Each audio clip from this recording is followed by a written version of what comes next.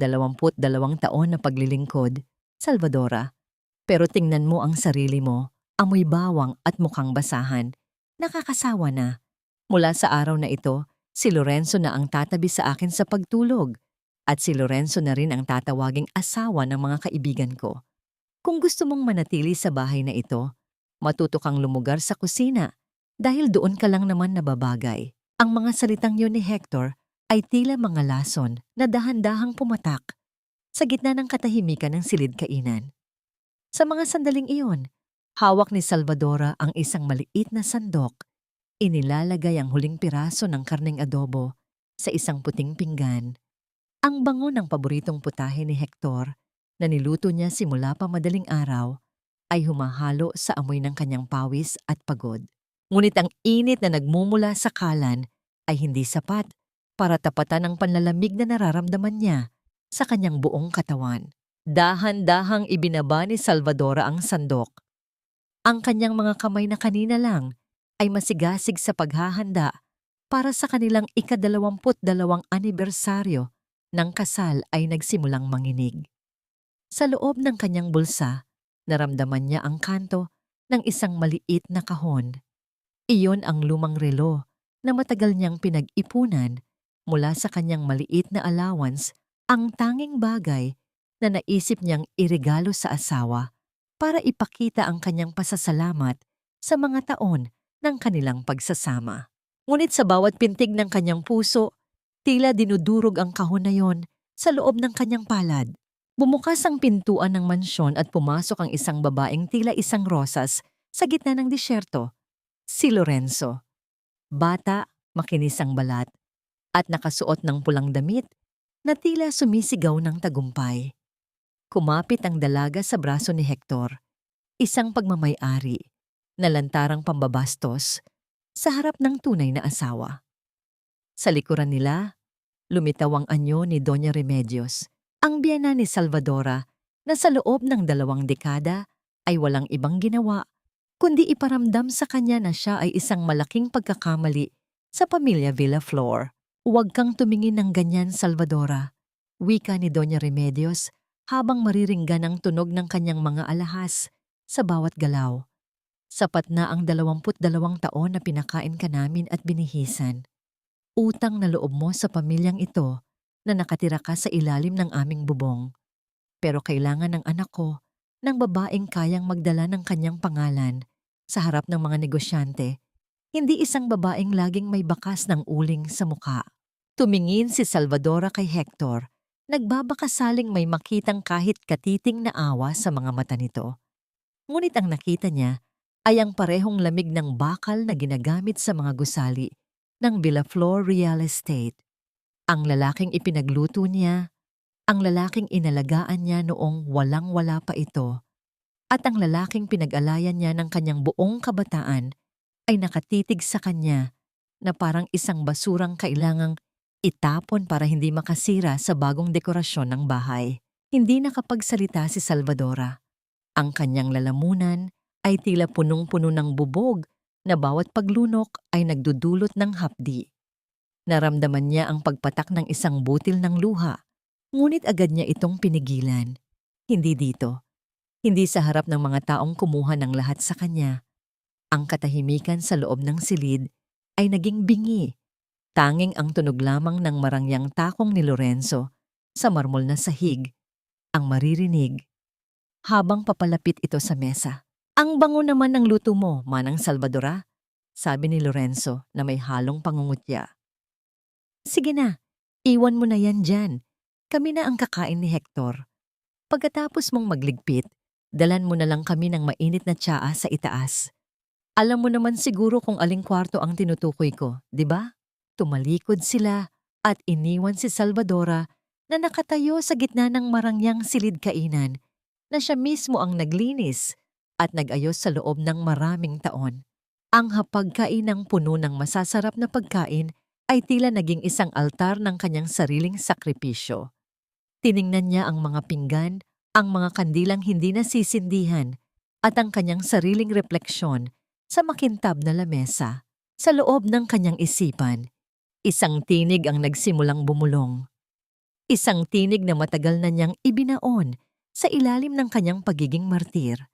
Gaano pa ba katagal ang kailangang tiisin ng isang pusong tapat? Hanggang kailan magiging sapat ang pananahimik kung ang bawat segundo ng bawat taon ay ginamit lamang para tapakan ang iyong dangal? Tumitig si Salvadora sa kawalan habang ang anino ng kanyang asawa at ng kabit nito ay tuluyang naglaho sa itaas ng hagdanan. Ang tanging tanong na naiwan sa kanyang diwa ay kung hanggang kailan siya mananatiling bilanggo ng kanyang sariling utang na loob sa mga taong hindi kailanman nakakita ng kanyang tunay na halaga. Hindi na kailangan ng upuan para sa isang taong wala namang puwang sa pamilyang ito. Ang boses ni Carmina ay parang matalas na patalim na humiwa sa hangin ng umagang iyon. Nakatayo si Salvadora sa gilid ng hapagkainan, bitbit ang isang tray ng sariwang prutas na siya mismo ang namili sa palengke bago pa sumikat ang araw.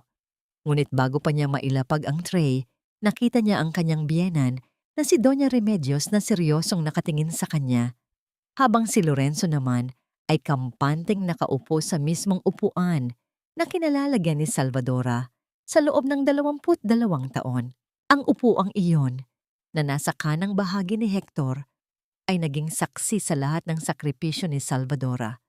Doon siya nakaupo noong mga gabing nagpupuyat sila ni Hector para planuhin ang kanilang unang maliit na negosyo. Doon siya umiyak ng palihim noong mamatay ang kanyang ama. Ngunit ngayon, ang upuang iyon ay okupado na ng isang babaeng amoy, mamahaling pabango at puno ng kolorete sa mukha.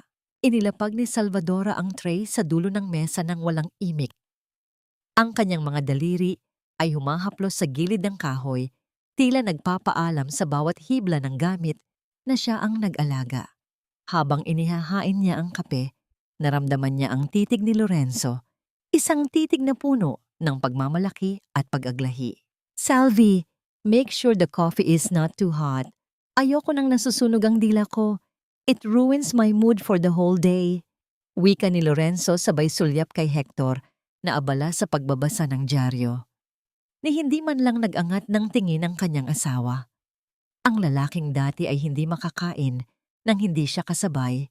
Ngayon ay tila itinuturing na lamang siyang isang aninong bahagi ng kagamitan sa bahay. Hindi pa natatapos ang hapdi sa kanyang dibdib nang hilahin siya ni Carmina patungo sa labanderya. Doon, nakita ni Salvadora ang kanyang mga lumang damit, ang mga duster na kupas na at ang kanyang paboritong sweater na regalo pa ng kanyang ama na nakatambak sa isang malaking itim na plastic bag. "Tsaka na ng mga ito, Ate Salvi. Itatapon na namin ang mga basahang ito dahil occupied na ang guest room ng mga gamit ni Lorenzo. Besides, nakakahiya naman kung may makakakita sa mga bisita ni Kuya na may ganitong klasing basahan sa loob ng mansyon." Pangungutya ni Carmina habang isa-isang tinatapon ang mga damit sa labas ng pinto sa gitna ng maputik na lupa. Nanginig ang mga labi ni Salvadora. Gusto niyang sumigaw, gusto niyang bawiin ang kanyang mga alaala, ngunit ang kanyang katawan ay tila naging bato. Ang bawat piraso ng telang tinatapon ay tila bahagi ng kanyang pagkatao na unti-unting binubura ng pamilya Villaflor. Lumapit siya sa plastic bag, dahan-dahang pinulot ang sweater ng kanyang ama na ngayon ay puno na ng putik at niyakap ito ng mahigpit sa kanyang dibdib.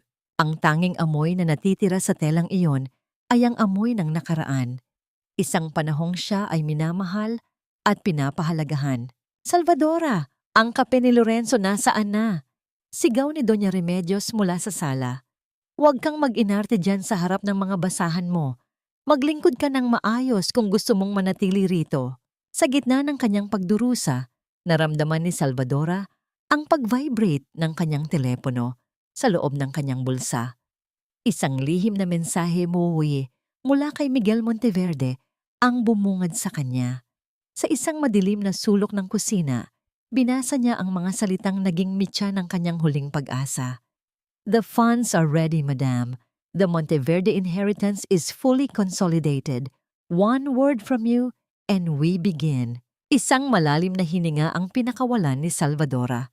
Sa harap ng maliit na altar sa kusina, kung saan nakalagay ang mga tuyong rosas na inalay niya noong nakaraang buwan, dahan-dahan niyang inayos ang mga talulot nito.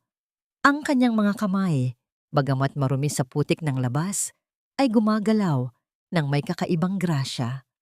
Ang bawat tuyong dahon na kanyang inaalis ay tila simbolo ng bawat sakit na handa na niyang bitawan. Sandali na lang, Ama. Bulong niya sa sarili habang ang kanyang mga mata ay nananatiling tuyo ngunit puno ng apoy. Sandali na lang.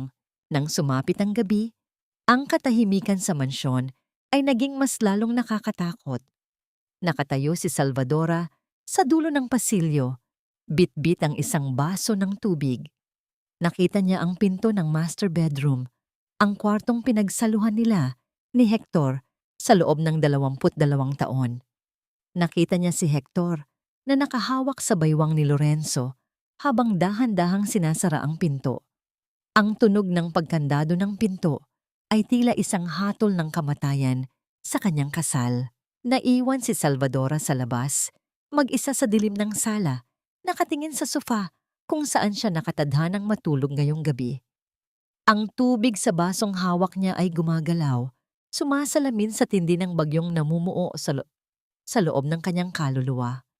Hanggang kailan kaya tatagal ang ganitong klaseng pagpapakasakit bago ang katahimikan ay magmula sa isang pagsabog na wawasak sa lahat? Isang pulubi na walang pangalan. Iyan ang kinuha namin sa kalsada, 22 taon na ang nakalilipas. At ngayon, may lakas ka pa ng loob na magreklamo dahil lang sa isang upuan? Ang boses ni Doña Remedios ay gumaralgal sa buong sala, kasabay ng tunog ng kanyang tasa na itinatama sa platito. Nakaluhod si Salvadora sa sahig, hawak ang isang basang-basahan, pilit na binubura ang isang mantsa ng kape na sadyang itinapon ni Carmina kanina. Ang bawat kuskos ng kanyang kamay sa malamig na marmol ay tila pag-ukit ng sugat sa kanyang sariling dignidad. Ang kanyang mga tuhod ay namamanhid na sa tagal ng pagkakaluhod, ngunit mas manhid ang kanyang puso sa bawat salitang lumalabas sa bibig ng kanyang biyenan. Huwag mong kakalimutan, Salvadora. Pagpapatuloy ng matanda habang dahan-dahang iniinom ang kanyang tsa. Kung hindi dahil sa pamilya Villaflor, baka hanggang ngayon ay naghahalukay ka pa rin ng basura sa kung saang sulok ng Maynila. Ang pagiging asawa ni Hector ay isang regalong hindi mo deserve, pero dahil mabuti ang puso namin, hinayaan ka naming maging bahagi ng aming pangalan. Ang utang na loob mo sa amin ay hindi mababayaran ng kahit anong pagsisilbi. Huminto ang kamay ni Salvadora. Ang mantsa ng kape ay wala na, ngunit ang mga salita ng biyenan ay tila tumagos sa ilalim ng sahig patungo sa kanyang kaluluwa. Utang na loob. Iyan ang tanikalang nakagapos sa kanya sa loob ng mahabang panahon. Gusto niyang sumagot. Gusto niyang sabihin na siya ang tunay na nagligtas sa negosyo ni Hector noong unang taon ng kanilang pagsasama, gamit ang mga lihim na koneksyon ng kanyang ama, ngunit nanatili siyang pipi. Ang kanyang mga labi ay nanatiling nakatikom, habang ang kanyang mga mata ay nakapako sa sariling refleksyon sa basang sahig. Isang babaeng malayo na sa batang masayahin na nakatira sa asyenda noon. Lumipas ang hapon at ang bigat ng mansyon ay tila lalong sumisidhi. Nagpaalam si Salvadora na pupunta sa simbahan para magdasal. Ang tanging dahilan na hindi paghihinalaan ng mga Villaflor. Sa loob ng isang madilim at lumang simbahan sa Quiapo, kung saan ang amoy ng insenso at natutunaw na kandila ay nagbibigay ng kakaibang kapayapaan, naghihintay ang isang lalaking nakasuot ng simpleng polo barong. Si Miguel Monteverde. Madam Salvadora, mahinang bati ni Miguel habang yumuyukod ng bahagya. Ang paggalang sa kanyang boses ay isang bagay na matagal nang hindi naririnig ni Salvadora. Umupo si Salvadora sa tabi nito. Ang kanyang mga kamay ay magkayakap sa ilalim ng kanyang belo. Miguel, tila mas lalong bumibigat ang bawat araw. Pakiramdam ko, Unti-unti na nilang kinakain ang huling piraso ng aking pagkatao. Hindi na magtatagal, madam, sagot ni Miguel habang inilalabas ang isang makapal na sobrang kulay kape mula sa kanyang bag. Ito ang huling habilin at testamento ng inyong ama, si Don Saturnino Monteverde. Lahat ng lupain, lahat ng shares sa Monteverde Group at ang mga ari-ariang matagal na nilang pinag-iinteresan. Lahat iyan ay nasa ilalim na ng inyong pangalan. Hinihintay na lamang ang inyong huling pirma para tuluyang bawiin ang lahat. Dahan-dahang hinaplos ni Salvadora ang sobre. Naramdaman niya ang init ng alaala ng kanyang ama. Naalala niya ang bilin nito bago mamatay. Huwag mong ibibigay ang lahat ng iyong puso sa taong hindi marunong magpahalaga sa iyong katahimikan, Salvadora. Itabi mo ang iyong lakas para sa sandaling kailangan mo nang tumayo. Isang bata sa dulo ng simbahan ang dahan-dahang naglalakad, may dalang isang maliit na kandila na pilit na pinoprotektahan laban sa ihipan ng hangin. Pinanood siya ni Salvadora. Ang batang iyon ay parang siya. Isang mitya ng liwanag na pilit na pinapatay ng bagyo ng pamilya Villaflor. Bakit kailangan pa nilang gawin ito sa akin, Miguel? Bulong ni Salvadora, ang kanyang boses ay puno ng pait. 22 taon akong naging tapat. 22 taon akong naging anino ni Hector. Dahil ang mga taong sakim ay hindi nakakakita ng halaga, madam.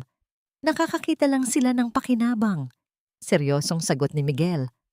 Ang tanong na lang ay kung hanggang kailan mo hahayaang saktan kanila bago mo ipakita ang tunay mong kapangyarihan. Tumayo si Salvadora. Dala ang sobre na nakatago sa loob ng kanyang damit. Paglabas niya ng simbahan, ang hangin sa labas ay tila mas lalong lumamig. Habang naglalakad siya pabalik sa mansyong itinuturing niyang bilangguan, isang itim na sasakyan ang biglang huminto sa kanyang tapat. Bumaba ang bintana nito at lumitaw ang mukha ni Lorenzo na may suot na mapanuyang ng ngiti. Saan ka galing, manang? Nagdasal ka ba na sana ay mahalin ka pa ni Hector? Tumawa ang dalaga, isang tunog na tila kalansing ng mga barya. Huwag ka nang umasa. Ang mga tulad mo ay pangsimbahan lang. Ang mga tulad ko, ang pangsilid tulugan. Hindi sumagot si Salvadora, ngunit ang kanyang kamay ay humigpit sa sobrang nakatago sa kanyang dibdib. Ang papel na yon ay hindi lamang dokumento. Iyon ang magiging mitya ng pagguho ng mundo ni Hector at Lorenzo. Sino ang donya na hinahanap ng mga investors ni Hector na kailangan niyang makausap para hindi tuluyang mabangkarote ang kanyang kumpanya? Ni hindi alam ni Hector na ang babaeng inaabuso niya araw-araw ay ang tanging taong pwedeng magligtas sa kanya sa kangkungan. Wala kang alam sa negosyo, Salvadora. Ang kailangan ko ay solusyon. Hindi ang pakikialam mo sa mga bagay na hindi mo naman naiintindihan. Manatili ka na lang sa kusina dahil doon ka lang may silbi. Ang sigaw ni Hector ay umalingaw-ngaw sa buong silid-aklatan. Kasabay ng tunog ng mga papel na malakas na ibinagsak sa ibabaw ng lamesang gawa sa mahogany. Nakatayo si Salvadora sa harap ng pinto. Hawak ang isang tray ng mainit na tsaa na balak sana niyang ibigay para pakalmahin ang asawa. Nakita niya ang pamumula ng mukha ni Hector, ang pag-umbok ng mga ugat sa leeg nito, at ang bakas ng frustration sa bawat galaw nito. Kakarating lang ng balita mula sa bangko. Ang hiling na loan ni Hector para sa kanyang Grand Villa project ay muling tinanggihan. Ang hindi alam ni Hector, ang bangkong kinakausap niya ay isa sa mga institusyong nasa ilalim ng lihim na pamamahala ng Monteverde Group. Sa bawat dokumentong hawak ni Hector, may mga pirma siyang kailangang makuha. Ngunit ang mga pintong dati ay madaling bumubukas para sa kanya ay tila isa-isang nagagandahan sa kanyang harapan. Pero Hector, mahinahong simula ni Salvadora, ang kanyang boses ay tila isang banayad na agos ng tubig sa gitna ng nagngangalit na apoy. Baka mas mabuting suriin mo muna ang mga partners mo. Minsan, ang panganib ay wala sa labas, kundi nasa loob mismo ng iyong mga plano. Isang mapait na tawa ang kumawala kay Lorenzo na noon ay nakasandal sa hamba ng bintana habang pinaglalaruan ang kanyang buhok. Hear that, Hector? Ang yaya mo. Nagbibigay na ng advice sa business. How cute! Why don't you just stick to folding laundry, Salvadora? Mas bagay sa'yo ang amoy ng Fabcon kaysa sa usapang milyon. Lumapit si Lorenzo kay Hector at hinaplos ang balikat nito. Sweetie, don't stress yourself. Kung ayaw ng bangko, bakit hindi natin ibenta yung malawak na lupa sa Tagaytay? I checked the market value. It's more than enough to cover the initial investment. Let's get rid of that old property and start fresh. Napatigil si Hector. Ang lupang yon sa Tagaytay ay ang tanging ari-arian na sa tingin niya ay nakapangalan pa rin sa pamilya Villaflor. Bagamat ang katotohanan ay isa lamang itong tiwala na ipinahiram ng ama ni Salvadora noong sila ay ikinasal. Bago pa makasagot si Hector, bumukas ang pinto at pumasok si Carmina na may dalang mga shopping bags mula sa isang mamahaling butik. Kuya, I heard we're having problems with the loan. Don't worry, just sell the Tagaytay land. And by the way, I need 50,000 pesos. I saw this gorgeous designer bag and I can't let it pass. It's for the image of our family, you know. Tumingin si Salvadora sa kanyang mag-ama at sa kabit nito. Ang ganid sa kanilang mga mata ay mas maliwanag pa sa sikat ng araw sa labas. Nakita niya ang pagguho ng moralidad sa pamilyang binuo niya ng 22 taon.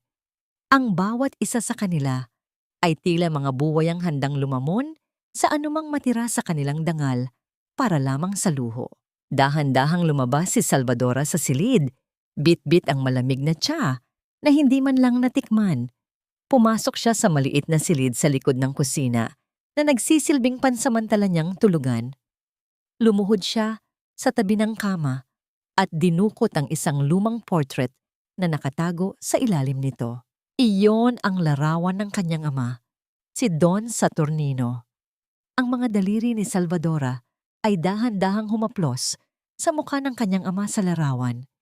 Naramdaman niya ang tekstura ng lumang frame, ang alikabok na tila nagsisilbing balabal ng kanyang mga nakatagong alaala.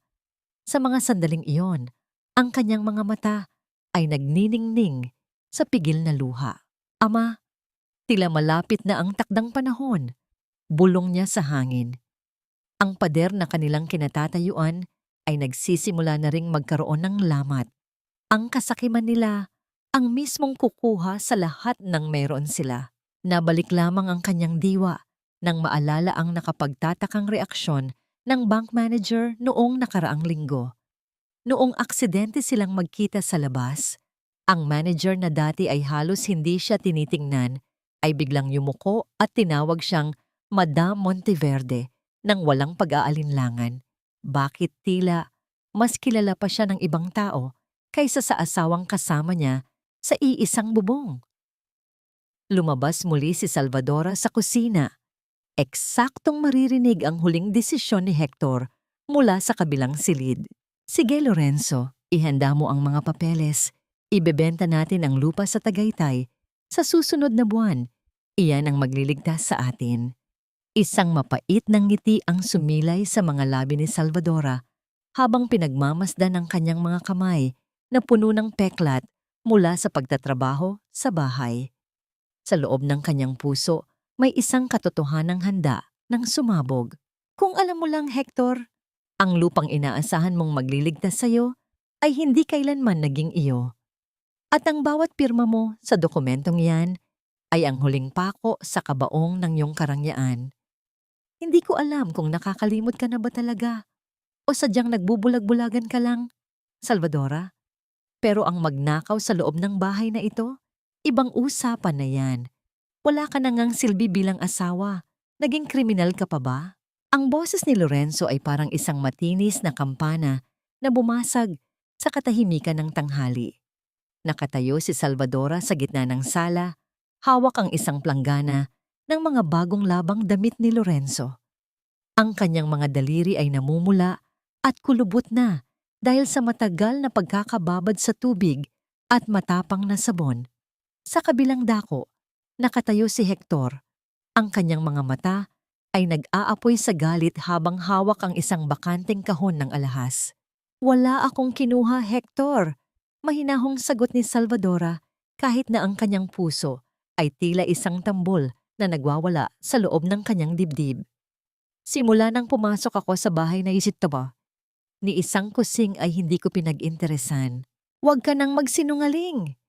Sigaw ni Hector, kasabay ng marahas na paghampas niya ng kamay sa lamesang gawa sa salamin na lumikha ng isang matunog na panginginig sa buong silid. Sabi ni Lorenzo, ikaw lang ang nakita niyang lumabas-pasok sa kwarto namin kaninang umaga. At ngayon, nawawala ang relong ibinigay ko sa kanya. Ano? Ibebenta mo ba para may panggastos ka sa mga lihim mong lakad? Hindi nakasagot si Salvadora. Ang totoo, pumasok siya sa kwarto para lamang kunin ang mga maruruming damit. Isang gawaing ipiniliti sa kanya ni Doña Remedios para makatulong naman daw siya sa bahay. Nakita niya ang mapanuyang ngiti ni Lorenzo sa likod ni Hector. Isang nangiting nagsasabing siya ang may gawa ng lahat. Dahan-dahang lumapit si Lorenzo. Ang kanyang boses ay naging malambing na tila isang ahas na naglalabas ng kamandag.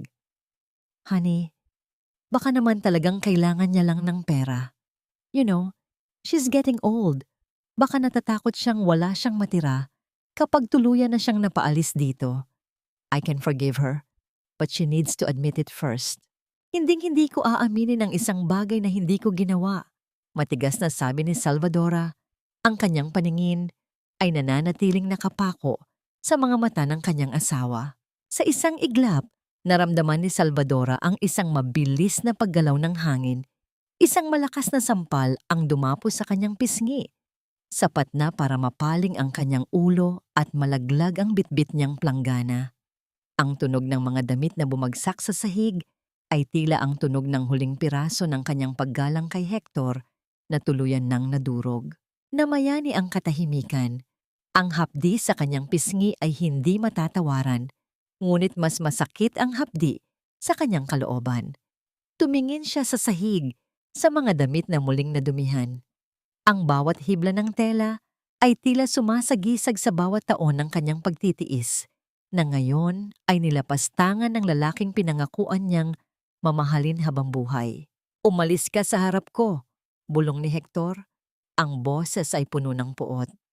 Mula ngayon, bawal ka nang pumasok sa alinmang kwarto sa itaas. At huwag na huwag mo nang susubukang magpaliwanag kay Mama. Gaslighting ang tawag sa ginagawa mo, Salvadora. Pinapalabas mong kami ang masama, samantalang ikaw ang may kasalanan. Dahan-dahang tumayo si Salvadora. Hindi siya umiyak. Ang kanyang mga luha ay tila natuyuo na sa init ng galit na unti-unting namumuo sa kanyang puso. Lumabas siya patungo sa likod bahay, sa maliit na sulok kung saan niya pinapakain ang mga ligaw na pusa. Ang mga hayop na ito ay dahan-dahang lumapit sa kanya, naghahanap ng kalinga. Habang hinahaplos niya ang isa sa mga ito, narinig niya ang boses ni Lorenzo mula sa balkonahe sa itaas. May kausap ang dalaga sa telepono. Ang boses nito ay mahina, ngunit sapat na para marinig ni Salvadora. Don't worry, nakuha ko na ang loob ng matanda at ni Hector. Isang push na lang, mapapirma na natin siya sa deed of sale. Tapos, pwede na nating iwan ang bahay na ito at kunin ang lahat ng pera. Yes, baby, she's so pathetic. Akala niya talaga, asawa pa rin siya. Nanigas ang buong katawan ni Salvadora. Ang bawat salita ni Lorenzo ay tila isang laso na dahan-dahang kumakalat sa kanyang isipan. Hindi lang pala ang kanyang asawa ang target nito, kundi ang buong kayamanan ng pamilya, Villa Flor, na sa katotohanan ay kayamanan ng mga Monteverde. Nabalik ang diwa ni Salvadora nang maramdaman niya ang bigat ng isang bagay sa kanyang bulsa. Doon niya naalala ang relong sinasabing nawawala. Alam niyang palihim itong inilagay ni Lorenzo sa kanyang apron para madiin siya sa kasalanan. Dahan-dahan niyang inilabas ang relo at tiningnan ito sa ilalim ng sikat ng araw. Isang mapait na ngiti ang sumilay sa kanyang mga labi. Alam ni Lorenzo kung paano maglaro, Pero hindi niya alam na ang babaeng inaakala niyang biktima ay ang siyang may-ari ng buong palaruan. Sino ang lalaking kausap ni Lorenzo sa telepono at ano ang plano nila kapag nakuha na nila ang pirma ni Hector? At hanggang kailan kakayanin ni Salvadora na itago ang relong ito bago niya ito gamitin bilang ebidensya ng kataksilan ni Lorenzo? Minsan, ang katahimikan ay hindi tanda ng pagsuko, kundi isang mahabang paghinga bago ang huling pagsigaw. Sa bawat hapdi ng sampal at bawat pait ng mura, unti-unting nagigising ang isang bahagi ng aking pagkatao na matagal ko nang ibinaon sa limot. Habang pinagmamasdan ni Salvadora ang kanyang sarili sa maliit at malabong salamin sa loob ng kanyang silid, tila bumalik ang kanyang gunita sa mga panahong hindi pa siya tinatawag na manang o katulong. Tila naririnig niya ang kalansing ng mga mamahaling kristal at ang banayad na tunog ng piano sa loob ng asyenda ng mga Monteverde. Naalala niya ang kanyang ama, si Don Saturnino, habang naglalakad sila sa gitna ng malawak na taniman ng kape. Ang amoy ng basang lupa at ang sariwang hangin ng probinsya ay tila humahaplos sa kanyang alaala, malayo sa masikip at mapanghusgang hangin ng mansyon ng mga Villa Flor. Salvadora anak, tila naririnig niyang bulong ng kanyang ama sa kanyang isipan. Ang tunay na kapangyarihan ay hindi nakikita sa ingay ng yaman, kundi sa tibay ng iyong paninindigan sa gitna ng unos. Maghintay ka ng tamang panahon. Hayaan mong isipin nilang talo ka hanggang sa wala na silang matirang lakas para lumaban. Isang malalim na hininga ang pinakawalan ni Salvadora. Dahan-dahan niyang binuksan ang isang lumang maleta na nakatago sa ilalim ng kanyang kama. Sa ilalim ng mga lumang kumot, kinuha niya ang isang asul na porselanang tasa, isang alaala ng kanyang ina. Sa mga sandaling iyon, uminom siya ng tsaa ng may kakaibang grasya. Ang kanyang likod ay tuwid at ang kanyang mga galaw ay puno ng awtoridad na matagal na niyang itinatago sa likod ng kanyang apron. Nang hapong iyon, palihim siyang nakipagkita kay Miguel sa loob ng isang tahimik na silid sa opisina nito. Sa bawat hakbang ni Salvadora sa loob ng gusali, ang mga empleyado ay tila napatitigil. Nararamdaman ang kakaibang aura ng babaeng nakasuot ng simpleng damit pero may dalang bigat ng isang reyna. Madam Salvadora, seryosong bungad ni Miguel habang inilalatag ang isang makapal na folder sa ibabaw ng lamesa. Kailangan niyo itong malaman. Hector is in deeper trouble than we thought. Hindi lang loan ang hiningi niya. Ginamit niya ang mansyong tinitirhan niyo ngayon bilang collateral para sa isang bagong utang. At ang masama rito, Madam, tumigil si Miguel at tumingin ng diretso sa mga mata ni Salvadora. The bank approved it because they saw your signature on the documents. Forged, obviously. Hector is desperately trying to save Villaflor Real Estate by using assets that he doesn't actually own. Ramdam ni Salvadora ang mabilis na daloy ng dugo sa kanyang mga ugat. Ang bawat salita ni Miguel ay tila isang dagok, ngunit hindi na ito nagdudulot ng luha. Sa halip, ito ay nagsilbing gasolina sa apoy na unti-unti nang lumalamon sa kanyang pagiging martir. Lumapit siya sa lamesa at dahan-dahang tiningnan ang mga dokumento. Doon sa huling pahina, nakita niya ang isang pirma na pilit na ginaya ang kanyang sulat kamay. Ang bawat kurba ng tinta ay tila isang paglapastangan sa kanyang pangalan. Ang bawat tuldok ay tila isang pagpako sa kanyang pagtitiwala. Hindi niya akalain na aabot si Hector sa puntong ito. Ang nakawin ang kanyang pagkakakilanlan para lamang sa ambisyon at luho ng ibang babae. Alam ko ang pirma na ito. Mahinahong sabi ni Salvadora. Ang kanyang boses ay tila isang malamig na hangin galing sa kabundukan. Ito ang pirma na itinuro ko sa kanya noong bago pa lang kaming mag-asawa. Ginamit niya ang tiwalang ibinigay ko para bitayin ang sarili niya. Anong gusto ninyong gawin, Madam? Tanong ni Miguel. Pwede nating sampahan ng kasong falsification of documents si Hector ngayon din. Pwede natin siyang ipakulong. Tumingin si Salvadora sa bintana.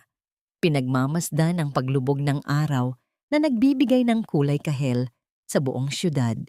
Isang mapait, ngunit determinadong nangiti ang sumilay sa kanyang mga labi. Hindi pa, Miguel, bulong niya. Gusto kong makita kung hanggang saan ang kayang liparin ng kanyang kayabangan. Hayaan nating isipin niyang tagumpay siya. Hayaan nating magpakasasa si Lorenzo sa perang akala nila ay kanila. Dahan-dahan niyang itinupi ang dokumento at ibinalik kay Miguel. Gusto ko, kapag bumagsak sila, wala silang kahit isang pirasong telang matitira para itago ang kanilang kahihiyan. Keep monitoring the loans. Gusto kong malaman ang bawat sentimong lalabas sa kumpanya. Pagbalik ni Salvadora sa mansyon, sinalubong siya ng malakas na tawanan ni na Carmina at Lorenzo sa sala. Ang amoy ng mamahaling alak ay humahalo sa usok ng sigarilyo. Ni hindi nila napansin ang pagpasok ni Salvadora, tila ba isa lamang siyang hangin na dumaan. Habang paakyat si Salvadora sa kanyang maliit na silid, narinig niya ang boses ni Hector mula sa opisina nito. Tila may kausap na investor at nagyayabang tungkol sa bagong puhunan na nakuha niya. Pumasok si Salvadora sa kanyang kwarto at muling tiningnan ang sarili sa salamin. Sa mga sandaling iyon, ang babaeng nakikita niya ay hindi na ang asawang inaapi. Ang babaeng nasa salamin ay si Salvadora Monteverde, ang tunay na nagmamay-ari ng lupang kinatatayuan nila. Anong pirma ang kinopya ni Lorenzo sa mga dokumento ni Hector na maaring maging mitya ng kanilang pag-aaway? At kailan malalaman ni Hector na ang bawat hakbang niya ay binabantayan na ng babaeng inaakala niyang wala ng boses? Ibebenta na natin ang mansyong ito at wala nang makakapigil sa desisyon ko. Huwag kang tumingin ng ganyan, Salvadora. Hindi mo naman pinaghirapan ang bawat kusing na itinayo sa mga pader na ito, kaya wala kang karapatang magmalungkot. Ang boses ni Hector ay tila isang malamig na hanging pumasok sa mainit na silid kainan. Ang tunog ng kanyang kutsara na tumatama sa mamahaling porselanang pinggan ay lumikha ng isang matalim na ingay na tila humihiwa sa katahimikan ng hapunan. Nakatayo si Salvadora sa gilid, tinitingnan ang mga pagkaing inihanda niya ng may buong pagmamahal, ang kare-kare na may bagoong na sadyang tinimplahan para sa panlasa ni Hector. Ngunit sa mga sandaling ito, ang bango ng pagkain ay tila naging amoy ng isang mabulok na pangako. Finally, kuya. Halos magtatatalon sa tuwa si Carmina habang iniinom ang kanyang wine. This place is so old-fashioned anyway. Gusto ko ng isang modernong condo sa Makati, yung may view ng skyline. Nakakasawa na ring makita ang mukha ni Salvadora na laging nakasimangot dito sa mansyon. Tama ang anak ko, Hector. Dagdag ni Doña Remedios habang dahan-dahang pinupunasan ang kanyang labi gamit ang telang table napkin. Ang perang makukuha natin dito ay sapat na para sa Monteverde project mo. Bakit tayo mananatili sa isang lumang bahay kung pwede naman tayong mamuhay sa isang palasyong mas bagay sa ating antas? Salvadora, bakit nakatayo ka pa dyan? Kunin mo ang mga pinagkainan at dalhan kami ng dessert. Dahan-dahang lumapit si Salvadora sa hapag. Ang kanyang mga daliri ay humawak sa dulo ng lamesang gawa sa matigas na nara. Humigpit ang kanyang kapit hanggang sa mamuti ang kanyang mga kuko. Nararamdaman ang bawat ukit ng kahoy na tila tumutusok sa kanyang balat. Ang kanyang puso ay parang isang ibon na pilit na kumakawala sa isang masikip na hawla. 22 taon. 22 taon siyang naglinis ng bawat sulok ng bahay na ito, nag-alaga ng bawat halaman, at naging saksi sa bawat tagumpay at kabiguan ng pamilya Villaflor. Pero Hector, ang boses ni Salvadora ay mahina. Tila isang bulong na nanggagaling sa kailaliman ng kanyang pagkatao. Dito tayo nagsimula. Dito natin binuo ang mga pangarap natin. This is our home. Paano mo magagawang ibenta ang alaala natin para lang sa isang negosyong hindi mo pa sigurado? Isang mapait na tawa ang kumawala sa mga labi ni Lorenzo na noon ay kampanteng nakasandal sa upuan habang pinagmamasdan ang kanyang bagong manicured na mga kuko. Alaala? Salvadora, ang mga alaala ay hindi nakakabili ng Hermes. Ang kailangan ni Hector ay liquid assets. Besides, I already talked to an interior designer for our new place. Gusto ko ng minimalist na style, yung hindi amoy luma at hindi amoy bawang. Tumingin si Hector kay Salvadora at sa kanyang mga mata ay wala nang natitirang bakas ng pag-ibig kundi ang purong kasakiman. Sinabi ko na sa'yo, wala kang alam sa negosyo. This Monteverde project is my ticket to the big leagues. Ang problema lang, hindi ko pa rin makausap ng personal ang big boss nila. Laging ang abogado lang na si Miguel ang humaharap sa akin. Pero sigurado ako, kapag nakita nilang handa na ang capital ko, sila na mismo ang lalapit sa akin. Isang malalim na pait ang lumitaw sa mga labi ni Salvadora. Gusto niyang sumigaw. Gusto niyang sabihin na ang big boss na hinahanap ni Hector ay ang babaeng kasalukuyan niyang pinagmumukhang katulong. Ngunit ang kanyang katahimikan ay tila isang malalim na balon na puno ng mga lihim. Hector, sigurado ka ba sa desisyon mo? Tanong muli ni Salvadora. Ang kanyang mga mata ay nananatiling nakapako sa asawa. Kapag ibinenta mo ang bahay na ito, wala nang balikan. Mawawala ang lahat ng pinaghirapan mo. Shut up, Salvadora! Sigaw ni Hector, kasabay ng malakas na paghampas niya ng kamay sa lamesa na naging sanhi ng pagtalsik ng ilang patak ng sabaw sa puting damit ni Salvadora. You contributed nothing. Wala kang dinalang kahit isang kusing sa pamilyang ito, kundi ang sarili mo lang. Kaya huwag mo akong didiktahan kung anong gagawin ko sa ari-arian ko. Tumayo si Salvadora ng tuwid. Ang hapdi sa kanyang puso ay unting napalitan ng isang malamig at matigas na determinasyon. Tumingin siya sa paligid. Kay Doña Remedios na puno ng pagmamataas, kay Carmina na sakim sa luho, at kay Lorenzo na tila isang ahas na nanunuklaw ng dangal. Kung iyan ang gusto mo, Hector, mahinahong sabi ni Salvadora, ang kanyang boses ay tila isang hatol na nanggagaling sa langit. Pero tandaan mo ang gabi na ito. Tandaan mo ang bawat salitang binitawan niyo sa akin. Ano pang hinihintay mo? Kunin mo na ang mga plato. Bulyaw ni Carmina. Dahan-dahang kinuha ni Salvadora ang mga maruming pinggan. Habang naglalakad siya patungo sa kusina, ang bawat hakbang niya ay tila isang pagbilang sa mga huling sandali ng pamilya Villaflor sa loob ng mansyong yon. Pumasok siya sa madilim na pasilyo at doon, sa gitna ng katahimikan, isang malamig na ngiti ang sumilay sa kanyang mukha. Bakit hindi makontak ni Hector ang big boss ng Monteverde Group? At ano ang gagawin ni Miguel kapag nalaman niyang plano ng ibenta ni Hector ang mansyong hindi naman sa kanya? Huminto si Salvadora sa harap ng pintuan ng kusina at lumingon ng bahagya sa direksyon ng silid kainan kung saan maririnig ang tawanan ng kanyang pamilya. Hindi niyo pwedeng ibenta ang bahay na ito, bulong ni Salvadora sa hangin. Ang kanyang boses ay puno ng kapangyarihan dahil hindi ito sa inyo. At bukas, malalaman niyo kung sino ang tunay na may-ari ng lupang kinatatayuan niyo. Akala mo ba ay may magagawa ka, Salvadora? Isang labandera na naging asawa lang dahil sa swerte? Nakakatawa ka. Baka pati ang utak mo ay naluto na sa init ng kalan, kaya kung ano-ano na ang sinasabi mo. Ang tawang yun ni Hector ay puno ng pangungutya. Isang tunog na tila kumakalansing na lata sa gitna ng marangyang sala.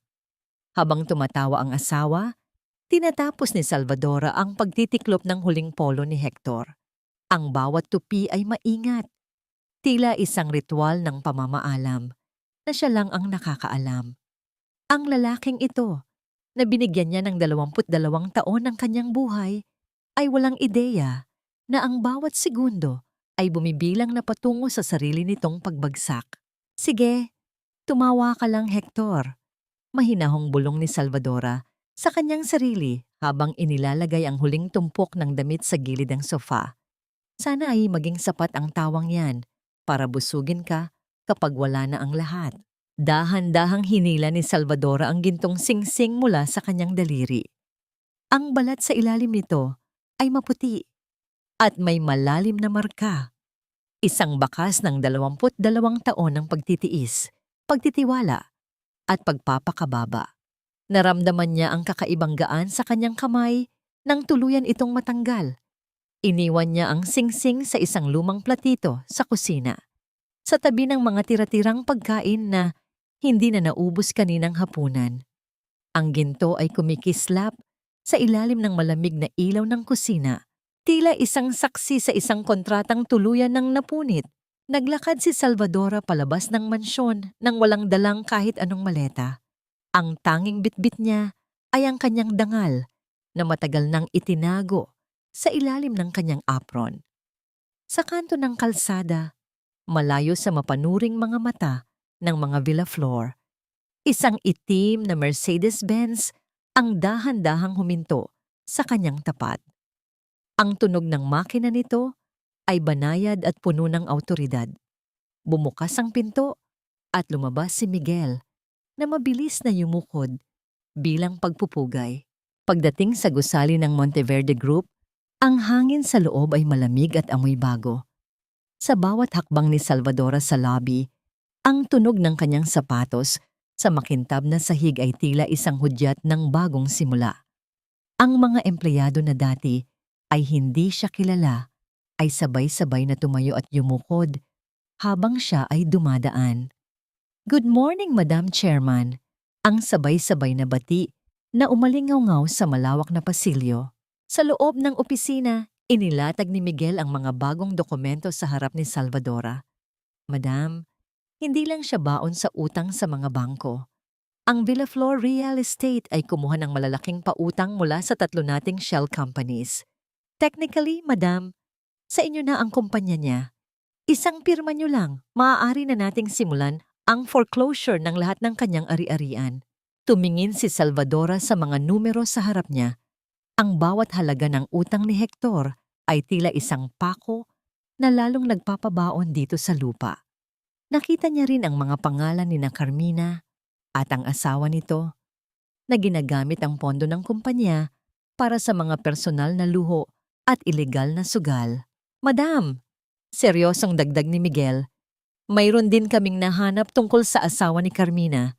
Siya ang gumagawa ng mga pekeng resibo para makakuha ng pera sa kumpanya ni Hector. Kung gusto niyo, maaari nating isama ang lahat ng ito sa kaso." Hinawakan ni Salvadora ang panulat. Ang kanyang kamay ay hindi na nanginginig. Ang bawat letrang isinusulat niya sa dokumento ay tila isang pagbawi sa bawat sakripisyong binaliwala ni Hector. Ang bawat pirma ay isang paniningil sa bawat sampal at bawat pag-alipusta na tinanggap niya sa loob ng mansyon.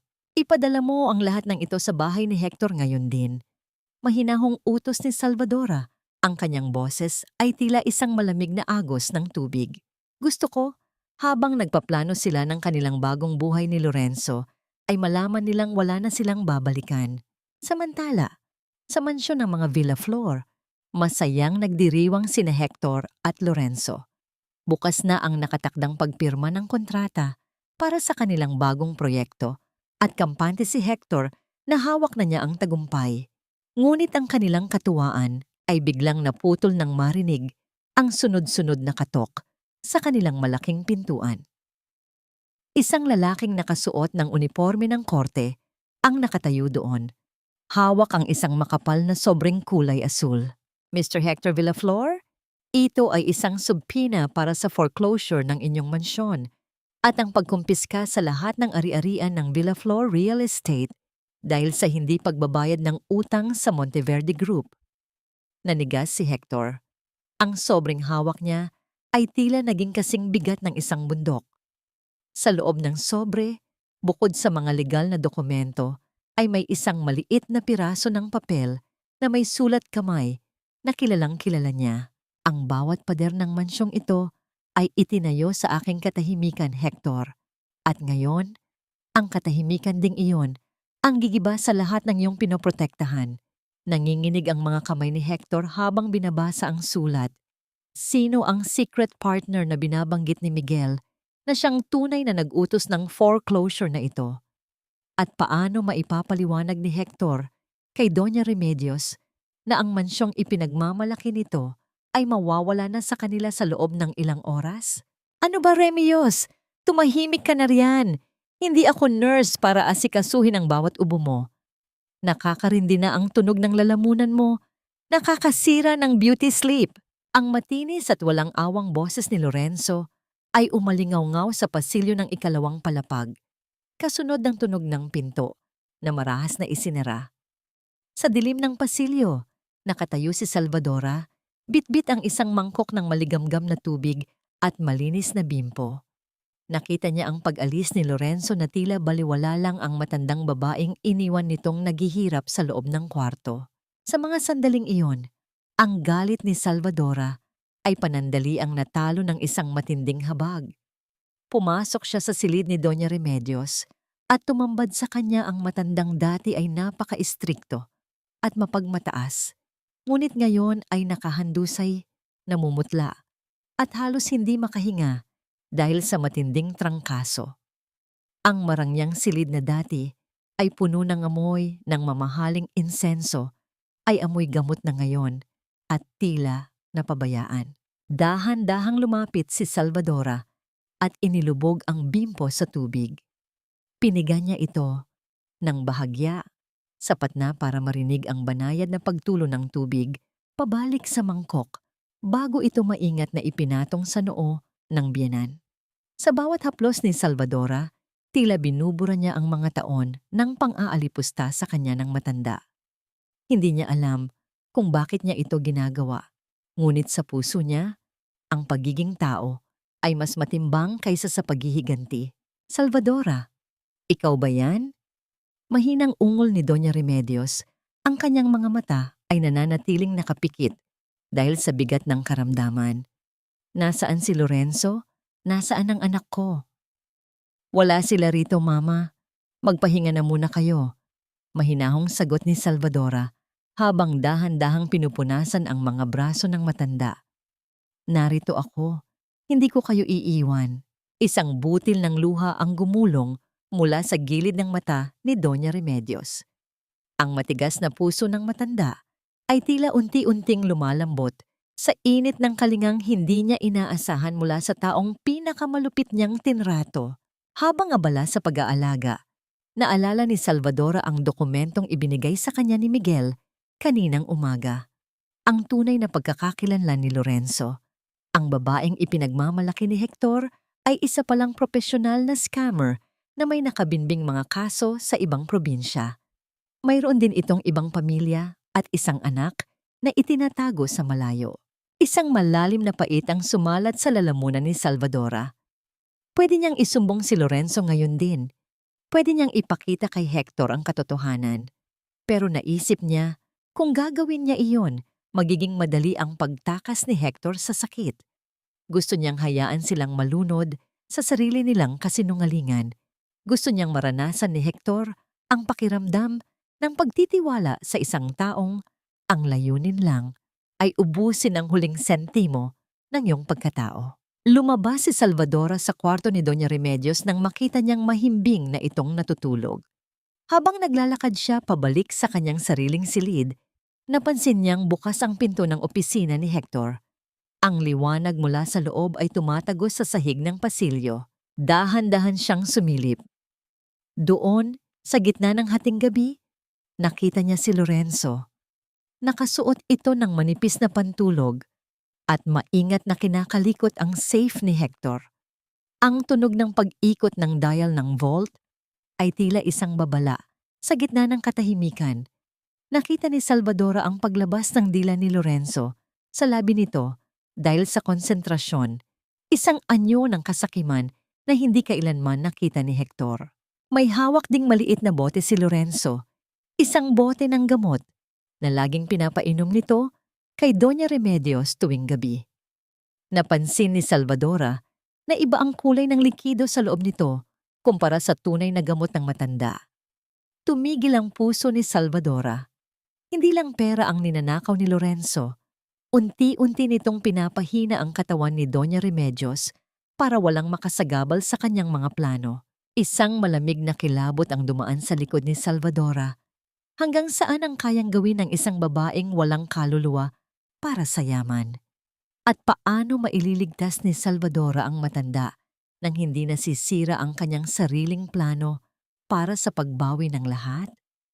Nabalik ang diwa ni Salvadora nang marinig niya ang tunog ng pagbukas ng safe.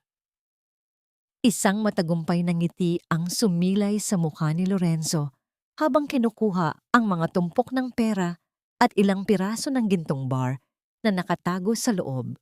Haharapin na sana ni Salvadora ang dalaga, ngunit naalala niya ang bilin ni Miguel. Wait for the gala. Let them feel the highest peak before the hardest fall. Tahimik na umurong si Salvadora sa anino ng pasilyo. Ang kanyang puso ay naglalaban sa pagitan ng awa at katarungan. Narito na ang ating huling baraha, Hector. Kapag hindi tayo nakapasok sa pagtitipong ito, tapos na ang lahat ng pinaghirapan natin. Ito na ang huling pagkakataon nating makausap ang chairman ng Monteverde Group. Ang boses ni Hector ay gumaralgal habang nakatitig sa gintong imbitasyon na nakapatong sa ibabaw ng lamesa. Ang bawat letra sa imbitasyon ay tila nakaukit sa ginto, kumikinang sa ilalim ng ilaw ng sala. Isang paanyaya para sa Monteverde Grand Gala. Sa mga sandaling ito, ang mansyon ay puno ng kaba at pag-asa. Para kay Hector, ang gabing ito ang magpapasya kung mananatili siyang hari o magiging pulubi sa kalsada. Huwag kang mag-alala, honey. Malambing na sagot ni Lorenzo habang dahan-dahang hinahaplos ang balikat ni Hector. Ang kanyang mga mata ay nananatiling nakatitig sa imbitasyon. Tila nakikita na niya ang kanyang sarili na kinakainggitan ng lahat ng kababaihan sa lipunan. I already bought the most expensive gown from a French designer. Gagamitin ko ang natitirang limit ng credit card mo. It's an investment, Hector. We need to look like royalty if we want to talk to royals. Mula sa pintuan ng kusina, nakatayo si Salvadora habang hawak ang isang basahan. Pinanood niya ang dalawa. Isang mapait na ironya ang bumalot sa kanyang puso. Si Hector ay desperadong naghahanap ng kaligtasan sa taong siya mismo ang may-ari. Samantalang si Lorenzo ay nagwawaldas ng perang wala na naman talaga sa kanilang bulsa. Ang bawat sentimong ginagastos ni Lorenzo para sa kanyang gown ay bahagi ng utang na lalong nagpapalubog kay Hector sa kumunoy ng pagkalugi. Salvadora, bakit nakatanga ka na naman dyan? Sigaw ni Carmina habang bumababa ng hagdan. Bit-bit ang isang tumpok ng mga sapatos na kailangang linisin. Make sure my heels are sparkling for tomorrow night. Ayokong magmukhang cheap sa harap ng mga Monteverde. Siguraduhin mong walang kahit isang bakas ng dumi ang makikita sa kahit anong gamit namin. Dahan-dahang lumapit si Salvadora at kinuha ang mga sapatos. Ang kanyang mga daliri ay humawak sa mamahalin at makintab na materyales ng sapatos ni Carmina. Ngunit ang kanyang isipan ay malayo sa silid na iyon. Sa loob ng kanyang maliit na kwarto sa likod, isang itim na velvet na kahon ang naghihintay, ang kanyang tunay na gown. Hindi ito gawa sa tela o seda lamang. Ito ay balabal ng dangal at kapangyarihan na matagal na niyang ipinagkait sa kanyang sarili. Nang sumapit ang gabi bago ang gala, pumasok si Salvadora sa kanyang kwarto at dahan-dahang isinara ang pinto. Tumingin siya sa salamin. Ang babaeng nakikita niya ay may mga mata na puno ng pagod. May mga kamay na puno ng peklat at may mukhang tila kinalimutan na ng panahon. Ngunit sa ilalim ng mga matang iyon, may isang apoy na nagsisimulang magliyab. Hinaplos ni Salvadora ang kanyang pisngi. Ang pisnging sinampal ni Hector, ang pisnging inalipusta ni Doña Remedios. Sa kanyang gunita, tila naririnig niya ang boses ng kanyang ama na nagsasabing, ang ginto ay dinadaan sa apoy para kuminang, Salvadora. Ngayon ang huling gabi na magiging alila ako sa bahay na ito. Bulong ni Salvadora sa hangin. Ang bawat salita ay may bigat ng isang panata. Ang bawat hininga ay puno ng determinasyon. Hindi na siya ang babaeng nakayuko. Hindi na siya ang babaeng tumatanggap ng bawat mura at bawat sipa ng tadhana. Sa labas, maririnig ang tunog ng ulan na tumatama sa mga bintana, tila nakikiramay sa bigat ng damdamin sa loob ng mansyon. Isang malakas na kulog ang bumasag sa katahimikan, kasabay ng mabilis na pagtibok ng puso ni Salvadora. Inilabas niya ang kanyang telepono at mabilis na nag-type ng mensahe para kay Miguel. Everything is ready. Tomorrow, the mask falls. Napatitig si Salvadora sa madilim na bintana. Isang tanong ang paulit-ulit na bumabalik sa kanyang isipan. Isang tanong na hindi na niya kayang iwasan. Handa na ba siyang makita ang pagkawasak ng lalaking minahal niya ng 22 taon? O mananaig pa rin ang huling piraso ng awa sa kanyang pusong matagal nang pinagkaitan ng katarungan? Handa na ba kayong makita ang totoong mukha ng perang kinakamkam ninyo? Ang huling bulong ni Salvadora, bago niya patayin ang ilaw ng kanyang silid, iniwan ang buong mansyon sa ilalim ng anino ng isang nagbabadyang unos. Mr. Villaflor, balita ko ay nasa bingit na ng kamatayan ang iyong mga proyekto. Bakit ka narito? Ang gala na ito ay para sa mga tigre ng industriya, hindi para sa mga pusang gala na naghahanap ng tira-tirang pagkain. Ang mga salitang iyon mula kay Don Augusto, isang higante sa mundo ng real estate, ay tila isang malamig na tubig na ibinuhos sa mukha ni Hector. Sa gitna ng malawak at marangyang ballroom ng Manila Hotel, nakatayo si Hector na may pilit ng ngiti. Hawak ang isang baso ng champagne na nanginginig sa kanyang kamay. Ang bawat kislap ng mga dambuhalang chandelier sa kisame ay tila nanunukso sa kanyang kasinungalingan. Nakasuot siya ng pinakamahal niyang tuxedo, ngunit sa loob nito, ramdam niya ang malagkit na pawis na namumuo sa kanyang likod, kahit na napakalamig ng aircon sa buong bulwagan. Sa kabilang dako, si Lorenzo ay pilit na nakikihalo sa grupo ng mga asawa ng mga diplomat. Nakasuot siya ng isang pulang gown na labis ang kakinangan, tila isang apoy na pilit na nagpapansin sa gitna ng mga reynang nakasuot ng mas simpleng seda. Ngunit sa bawat pagbuka ng kanyang bibig, ang kanyang maling etiquette at ang tono ng kanyang pananalita ay nagiging sanhi ng lihim na tawanan ng mga tunay na elitista. Oh, this wine is so matabang. In our province, we prefer something more expensive. Wika ni Lorenzo habang itinaas ang kanyang pinky finger sa maling paraan. Nakikita ni Salvadora na noon ay nakamasid mula sa isang madilim na sulok ng balcony ang pag-irap ng mga donya kay Lorenzo. Ang bawat bulong ng mga ito ay tila mga palasong tumatama sa dangal na pilit na itinatayo ng dalaga. Hindi rin nagpahuli si Carmina sa paggawa ng eksena. Aksidente niyang nabangga si Mrs. Ledesma, ang asawa ng isang mataas na opisyal sa gobyerno. Sa halip na humingi ng paumanhin, pilit na nagmatigas si Carmina. Watch where you're going.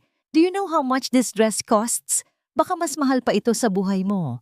Isang mapait na ngiti ang sumilay sa labi ni Mrs. Ledesma habang tinitingnan ang alahas ni Carmina. Hija, ang tunay na diamante ay hindi sumisigaw ng presyo. At ang tunay na sosyalidad, alam kung kailan hihingi ng dispensa. Your jewelry is as fake as your attitude. Namutla si Carmina at tila gustong lamunin ng lupa sa harap ng mga taong pinagmamasdan siya. Ang bawat titig ng mga bisita ay tila isang hatol ng kahihiyan. Ang pamilya Villaflor na pumasok sa bulwagan na tila mga hari at reyna ay iunti-unting nagmumukhang mga impostor sa paningin ng lahat. Biglang tumigil ang musika. Ang banayad na tunog ng biolin ay napalitan ng isang mabigat at kagalang-galang na katahimikan. Ang lahat ng mata ay lumingon sa malaking entablado kung saan tumayo si Miguel Monteverde.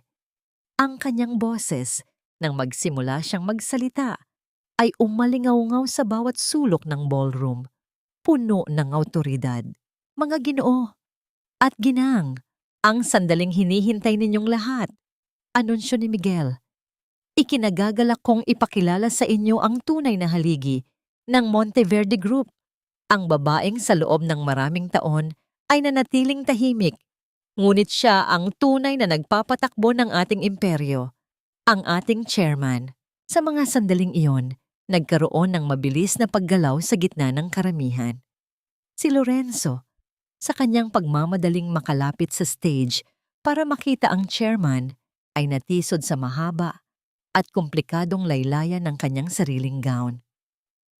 Ang tunog ng pagkabasag ng kanyang baso sa marmol na sahig ay tila isang hudyat ng kanyang tuluyang pagbagsak. Nakadapa siya sa gitna ng ballroom, ang pulang alak ay humalo sa kanyang gown na tila isang mantsa ng kahihiyan na hindi na mabubura.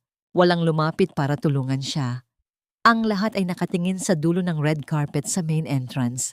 Dahan-dahang bumukas ang malaking pinto ng ballroom. Isang babaeng nakasuot ng gown na kulay asul at ginto ang pumasok. Ang kanyang bawat hakbang ay may dalang bigat ng isang kasaysayan.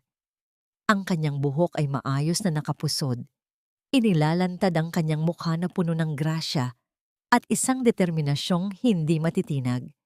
Ang mga diamante sa kanyang leeg ay kumikinang, tila sumasalamin sa bawat luhang ibinuhos niya sa loob ng 22 taon. Napatigil ang mundo ni Hector. Ang baso sa kanyang kamay ay dahan-dahang dulas mula sa kanyang mga daliri. Ngunit hindi na niya ito naramdaman. Ang tanging nakikita niya ay ang babaeng nasa harap niya. Ang babaeng inaakala niyang wala ng boses. Ang babaeng itinuring niyang ala. At ang babaeng binaliwala niya ang pagkatao. Sino ang babaeng ito na tila isang reynang nagbabalik sa kanyang trono? At paano tatanggapin ni Hector na ang asawang binaliwala niya ay ang siyang may-ari ng buong gabing ito? Lahat ay napatigil. Ang bawat hininga sa loob ng ballroom ay tila naging isa. Isang malalim na katahimikan ang bumalot sa paligid habang ang babaeng nasa ginto at asul ay dahan-dahang naglalakad patungo sa entablado. Ang kanyang mga mata ay nananatiling nakapako sa nag-iisang lalaking sumira sa kanyang puso. Ang bawat hakbang ni Salvadora sa gitna ng ballroom ay tila isang tibok ng orasan na naguhudyat ng katapusan ng isang mahabang pagtitiis. Ang kislap ng kanyang mga brilyante sa ilalim ng dambuhalang chandelier ay tila mga bituin na bumaba sa lupa para bigyang pugay ang kanyang muling pagkabuhay. Hindi na siya ang babaeng may amoy ng bawang at uling. Siya na ngayon ang amoy ng tagumpay, kapangyarihan at ng isang pangalang Monteverde na nanginginig ang buong bansa kapag binabanggit. Nakatitig si Hector. Ang kanyang bibig ay bahagyang nakabukas at ang kanyang mga mata ay tila lalabas sa kanilang mga kinalalagyan. Ang basong champagne na hawak niya ay dahan-dahang nadulas mula sa kanyang mga daliri. Ang tunog ng pagkabasag ng kristal sa makintab na sahig ay tila isang mabilis na pagputok ng bula. Isang hudyat ng kanyang tuluyang paggising mula sa isang maling panaginip. Ngunit kahit ang basag na kristal ay hindi nakakuha ng atensyon ng mga tao, ang lahat ay nakapako kay Salvadora. Salvadora? Ang tanging salitang lumabas sa nanginginig na mga labi ni Hector, isang bulong na tila hangin lang na dumaan. Hindi siya nilingon ni Salvadora. Naglakad ang babae ng tuwid. Ang kanyang boses ay tila isang musika ng awtoridad habang tinatahak ang entablado. Kasunod niya si Miguel, na tila isang tapat na general na nagbabantay sa kanyang reyna. Nang makarating si Salvadora, sa harap ng mikropono, ang buong bulwagan ay binalot ng isang katahimikang mas mabigat pa sa ginto. Magandang gabi sa inyong lahat, simula ni Salvadora. Ang kanyang boses ay hindi na gumaralgal, wala na ang bakas ng takot. Ito ay malinaw, malalim, at puno ng bawat emosyong itinago niya sa loob ng 22 taon. Marami sa inyo ang nagtataka kung sino ako. Ang iba ay kilala ako bilang isang anino. Ang iba naman ay bilang isang taong walang halaga sa lipunang ito. Sandaling tumigil si Salvadora at tumingin ng diretso sa kinaroroonan ni Hector, na noon ay tila isang rebultong nakatayo sa gitna ng karamihan. Sa tabi nito, Si Lorenzo ay pilit na bumabangon mula sa pagkakasubasob. Ang muka ay puno ng dumi ng alak at ang mga mata ay puno ng matinding kalituhan at inggit. Akala ng marami, ang katahimikan ay tanda ng kawalan ng boses. Pagpapatuloy ni Salvadora habang isang mapait, ngunit matagumpay ng ngiti ang sumilay sa kanyang mga labi. Pero sa loob ng 22 taon, ang aking katahimikan ang nagpatatag sa imperyong ito. I am Salvadora Monteverde, the chairman of the Monteverde Group of Companies, and I am here to announce a major change. Isang malakas na bulungan ang sumabog sa buong ballroom. Ang mga donya ay nagkatinginan, ang mga negosyante ay napatigil sa pag-inom. Ang pamilya Villaflor, si Hector, si Carmina na halos himatay na sa gilid at si Lorenzo, ay tila mga biktima ng isang malakas na lindol. Effective tonight, anunsyo ni Salvadora. Ang kanyang boses ay naging kasing talim ng kidlat. The Monteverde Group is officially taking over Villaflor Real Estate. Lahat ng utang, lahat ng ari-arian, at lahat ng kontratang pinirmahan ni Mr. Hector Villaflor gamit ang aking peking pirma ay formal nang kinukumpiska ng aking kumpanya. Villaflor Real Estate is now under my management. No, hindi maaari ito. Sigaw ni Hector mula sa gitna ng karamihan. Ang kanyang boses ay puno ng desperation. Sinubukan niyang humakbang pasulong, ngunit agad siyang hinarang ng 2 malalaking security guard na tila mga pader na hindi matitibag. Salvadora, asawa kita. Hindi mo pwedeng gawin ito sa akin. Tumingin si Salvadora sa kanya nang may halong habag at pandidiri. Asawa? Ang asawang kilala mo ay namatay na sa bawat sampal mo, Hector. Namatay na siya sa bawat gabi na pinatulog mo siya sa sofa habang kasama mo ang ibang babae sa kwarto natin. Namatay na siya sa bawat pag-alipusta ng pamilya mo na hinayaan mong mangyari. Lumapit si Miguel sa mikropono at idinagdag. The foreclosure papers have been served to your residence an hour ago.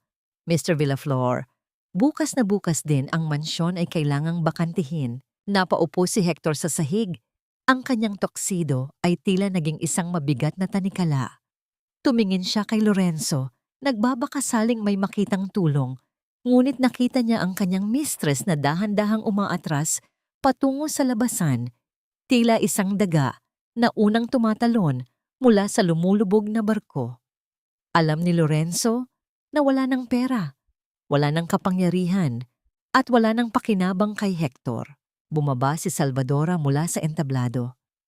Ang mga tao ay kusang nagbigay ng daan, tila humahati ang dagat para sa kanyang pagdaan. Huminto siya sa tapat ni Hector. Dinukot niya ang susi ng mansyon mula sa kanyang maliit na bag at dahan-dahan itong inilaglag sa harap ng asawa. Ang tunog ng metal na tumama sa marmol ay tila isang huling hudyat ng kanilang paghihiwalay. Salamat sa 22 taon, Hector. Bulong ni Salvadora. Ang kanyang boses ay puno ng pait at kalayaan. Dahil sa bawat sakit na ibinigay mo, nahanap ko ang lakas na matagal ko nang kinalimutan. Tumingala si Hector. Ang kanyang mga mata ay puno ng luha ng pagsisisi, ngunit huli na ang lahat. Ang liwanag ng ballroom ay tila lalong naging nakakasilaw para sa isang taong tuluyan nang nalunod sa dilim ng sarili niyang kasakiman. Hector, tapos na ang 22 taon ng iyong paghahari sa aking katahimikan. Ang huling binitiwang salita ni Salvadora, bago siya tuluyang tumalikod at lumabas ng ballroom, iniwan ang lahat sa gitna ng isang pagkawasak na siya mismo ang nagplano. Anong magiging reaksyon ni Lorenzo ngayong alam niyang wala na talagang pera si Hector? At ang tanging barahan niya ay ang kanyang sariling mga kasinungalingan. Layas, hindi mo ba narinig? Ang sabi ko, bawal kang umalis hanggat hindi namin nakikita ang laman ng bag mo. Traidor ka, Lorenzo. Akala ko ba ay mahal mo ang kapatid ko? Ang sigaw ni Carmina ay umalingaw-ngaw sa madilim na pasilyo ng mansyon, kasabay ng tunog ng pagkakaladkad ng isang maleta sa sahig. Sa gitna ng sala, nagkakagulo ang pamilya Villaflor. Pagbalik nila, Mula sa mapait na pagkatalo sa gala, ang sumalubong sa kanila ay ang malaking puting selyo sa pintuan. Isang foreclosure notice na tila isang hatol ng kamatayan sa kanilang marangyang buhay. Ngunit sa gitna ng kanilang pagguho, mas inuna pa ni Lorenzo ang sariling kaligtasan. Nakatayo si Hector sa isang sulok. Ang kanyang tuxedo ay gusot-gusot na at ang kanyang mga mata ay walang buhay na nakatitig sa kawalan. Pinanood niya ang babaeng pinangakuan niya ng lahat, ang babaeng ipinalit niya kay Salvadora, habang pilit nitong tinatakpan ang kanyang maleta mula sa mga kamay ni Carmina. "Bitawan mo ako, Carmina. Wala na kayong pera. Wala na kayong kumpanya. Ano pang gagawin ko rito? Magsilbi sa inyong lahat." Ang bulyaw ni Lorenzo, ang kanyang boses, ay wala na ang tamis. Tila isang matalim na kuko na kumakalmot sa natitirang dignidad ni Hector. "Hindi ko kasalanan kung naging tanga ang kuya mo at naniwala sa lahat ng sinabi ko. Business is business, darling. At ang negosyong ito ay sarado na." Eksaktong bumukas ang malaking pinto ng mansyon. Pumasok si Salvadora kasama si Miguel at 2 opisyal ng korte. Ang kanyang bawat hakbang sa marmol na sahig ay tila isang pagbilang ng mga huling sandali ng pamilya Villaflor sa loob ng bahay na yon. Hindi na siya ang babaeng may bitbit na basahan. Siya na ngayon ang nagmamay-ari ng bawat hibla ng kurtina at bawat butil ng alikabok sa loob ng gusaling ito. "Tumigil na kayo," may nahong sabi ni Salvadora. Ang kanyang boses ay tila isang malamig na hanging nagpatahimik sa ingay ng lahat. "Lorenzo, huwag mo nang subukang tumakas. May mga pulis na naghihintay sa labas. Hindi lang pagnanakaw sa loob ng bahay na ito ang kaso mo, kundi pati ang mga nakaraang scam na kinasangkutan mo sa probinsya. At ang boteng iyon ng gamot na ipinapainom mo kay mama? Ipinasuri ko na yon. May kasamang tangkang pagpatay ang haharapin mo." Namutla si Lorenzo. Ang maleta ay dahan-dahang nadulas. Mula sa kanyang mga kamay, bumagsak sa sahig nang may bigat na tila isang huling hudyat ng kanyang pagkatalo. Sa isang iglap, ang mga pulis ay pumasok at dinala ang dalaga palabas. Ang kanyang mga sigaw ng pagmura ay dahan-dahang naglaho sa labas ng mansyon. Lumingon si Salvadora kay Doña Remedios na noon ay nakaupo sa sofa, nanginginig ang mga kamay at puno ng luha ang mga mata. Ang matandang reyna ng Villaflor ay tila naging isang maliit na bata na takot na takot. "Salvadora, anak, maawa ka." Hikbi ni Doña Remedios. Ang boses ay gumaralgal sa hirap. "Wala kaming matutuluyan. Pamilya mo pa rin kami. Utang na loob, huwag mo kaming itapon sa kalsada." Tumingin ng matagal si Salvadora sa kanyang biyenan. Naramdaman niya ang hapdi ng nakaraan, ang bawat salitang pulubi at walang kwenta na ibinato sa kanya ng matandang ito. Dahan-dahan siyang lumapit at iniabot ang isang maliit na bayong kay Doña Remedios. "Utang na loob. Iyan ang huling salitang gusto kong marinig mula sa inyo, Mama." Bulong ni Salvadora. Ang kanyang boses ay puno ng pait. 22 taon kong ibinigay ang lahat ng utang na loob na hinihingi niyo. Ibinigay ko ang aking kabataan, ang aking pawis at ang aking dangal. Ang laman ng bayong na yan ay ang mga pagkaing dati ay ipinagkakait niyo sa akin. Iyan na ang huling tulong na matatanggap niyo mula sa akin. "Salvadora, pakiusap." Sambit ni Hector. Dahan-dahang lumalapit at akmang luluhod sa harap ng asawa. Ngunit bago pa man dumapo ang kanyang mga tuhod sa sahig, humakbang na paatras si Salvadora. "Huwag kang lumuhod sa harap ko, Hector. Hindi na ito ang altar ng ating kasal. Ang bawat pader ng mansyong ito ay selyado na. Mayroon kayong 10 minuto para kunin ang inyong mga personal na gamit na suot nyo ngayon. Pagkatapos nyon, kailangang bakantihin ang lugar na ito." Pinanood ni Salvadora ang kanyang dating pamilya habang dahan-dahan silang naglalakad palabas ng malaking pinto. Si Hector na nakayuko, si Carmina na humahagulgol, at si Doña Remedios na pilit na inaalalayan ng kanyang anak. Sa bawat hakbang nila palabas, Ang mansyon ay tila mas lalong lumalaki at lumalamig.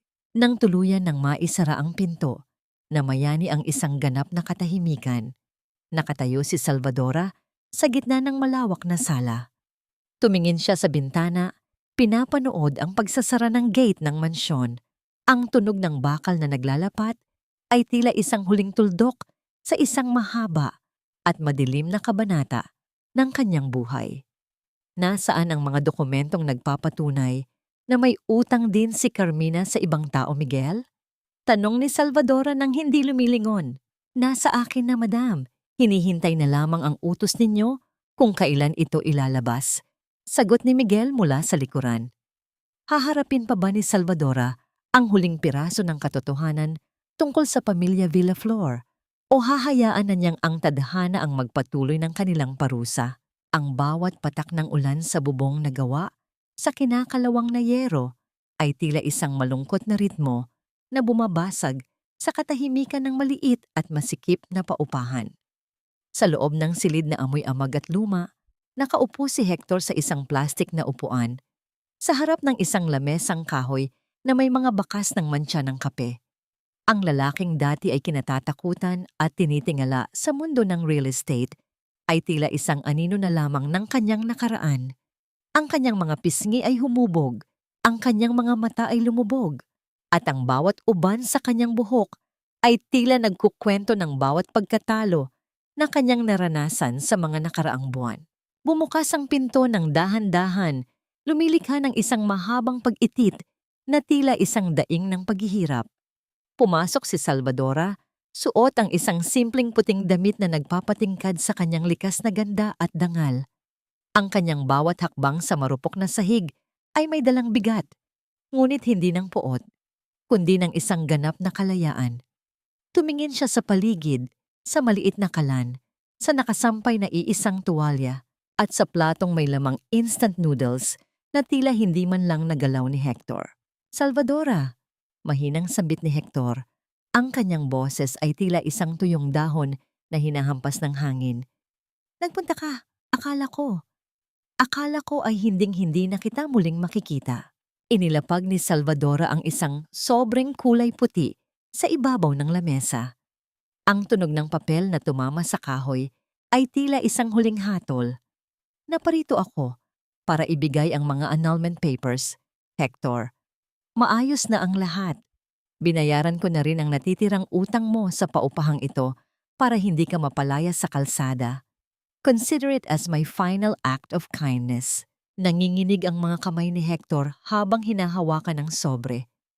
Tumingala siya sa kanyang asawa at sa kanyang mga mata ay makikita ang isang matinding pagsisisi na tila lalamon sa kanyang buong pagkatao. Salvi, patawarin mo ako. Noong isang gabi, nalaman ko ang lahat. Nahanap ko ang liham ni Lorenzo para sa lalaki niya sa probinsya. May anak sila. Salvi, ginamit niya lang ako. Ginamit niya ang bawat sentimo ko para sa pamilyang itinago niya sa akin. Ngayong wala na akong lahat, iniwan niya ako sa gitna ng ulan. Isang mapait na ngiti ang sumilay sa mga labi ni Salvadora. Alam ko, Hector, matagal ko nang alam. Pero hinayaan kong maranasan mo ang bawat sakit na idinulot mo sa akin. Gusto kong malaman mo ang pakiramdam ng ipagpalit sa wala.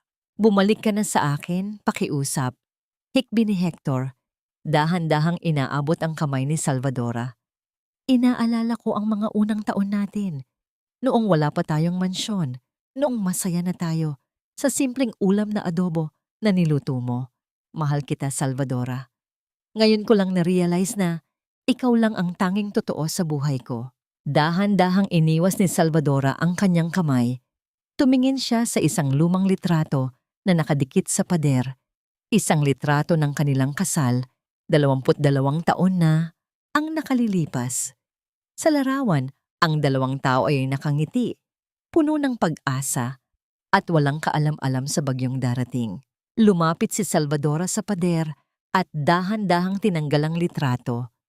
Naramdaman niya ang alikabok sa kanyang mga daliri, ang tekstura ng papel na tila unti-unti nang naglalaho ang kulay. Sa harap ni Hector, Dahan-dahan niyang pinunit ang litrato sa gitna. Ang tunog ng napunit na papel ay tila ang huling pagputol ng tanikalang nag-uugnay sa kanilang dalawa. The Salvadora you knew died 22 years ago, Hector. Ang babaeng nasa harap mo ngayon ay hindi na ang asawang handang magpakamatay para sa pag-ibig mo. Salamat sa sakit, Hector. Dahil sa bawat hapdi na ibinigay mo, nahanap ko ang lakas na matagal ko nang kinalimutan. Nahanap ko ang sarili ko. Tumayo si Salvadora at naglakad patungo sa pinto. Huminto siya sandali at lumingon ng huli kay Hector, na noon ay nakasubsob na sa lamesa habang humahagulgol. Ang bawat hikbi ni Hector ay tila isang panalangin na hindi napakikinggan ng langit. Salamat sa sakit, Hector. Ang huling bulong ni Salvadora bago siya tuluyang lumabas ng silid. Paglabas niya ng paupahan, ang ulan ay tumila na. Iniiwan ang kalsadang basa at malinis. Isang malalim na hininga ang pinakawalan ni Salvadora habang nakatingin sa malayo. Sa gitna ng dilim ng gabi, nakita niya ang liwanag ng isang bagong umaga na naghihintay sa kanya. Paano haharapin ni Salvadora ang kanyang bagong simula ngayong tuluyan na siyang malaya mula sa anino ni Hector? At ano ang naghihintay na sorpresa para sa kanya sa huling kabanata ng kanyang paglalakbay? Ang bawat sinag ng araw na tumatagos sa malalaking bintana ng Monteverde Foundation ay tila isang banayad na haplos ng pag-asa sa balat ni Salvadora. Sa loob ng malawak at maliwanag na bulwagan, maririnig ang mahinang bulungan ng mga kababaihang binibigyan ng bagong pagkakataon, mga inang iniwan, mga asawang inabuso, at mga babaeng minsang nawalan ng boses tulad niya. Pinagmamasdan sila ni Salvadora mula sa kanyang opisina hindi bilang isang boss, kundi bilang isang saksi sa kanilang muling pagbangon. Madam Chairman, handa na po ang mga dokumento para sa bagong livelihood program sa probinsya. Ang mahinahong boses ni Carmina ang pumutol sa katahimikan. Dahan-dahang lumingon si Salvadora. Nakatayo si Carmina sa harap ng kanyang lamesa. Suot ang isang simpleng uniforme ng foundation. Wala na ang mga mamahaling alahas nito. Wala na ang kapal ng kolorete sa mukha. At wala na ang matatalim na salitang dati ay ibinabato nito. Sa bawat kilos ni Carmina, makikita ang isang pagpapakumbabang natutunan mula sa hirap. Sa utos ni Salvadora, kailangang magtrabaho nang marangal ang kanyang dating hipag para mabayaran ang mga utang nito.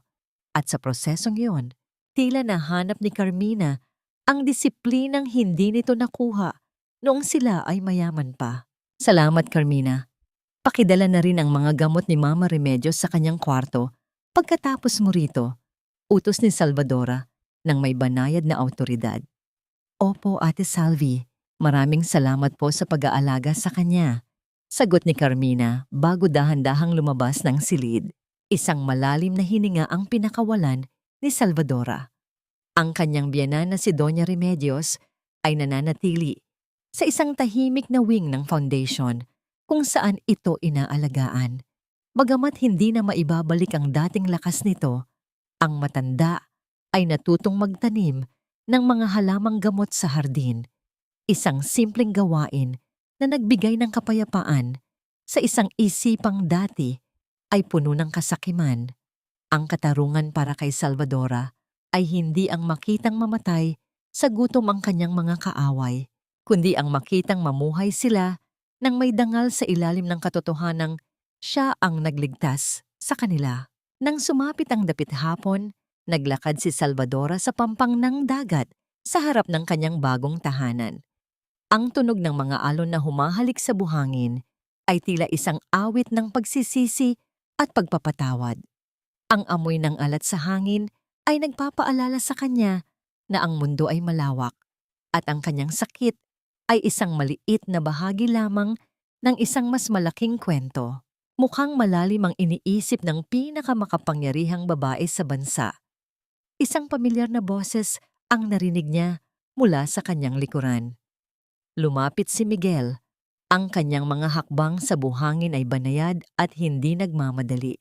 Tumayo ito sa tabi ni Salvadora kapwa nila pinagmamasdan ang paglubog ng araw na nagbibigay ng kulay ginto at rosas sa buong kalangitan. Iniisip ko lang, Miguel, kung gaano karaming taon ang nasayang ko sa pananahimik. Bulong ni Salvadora, ang kanyang buhok ay bahagyang hinahampas ng hanging dagat.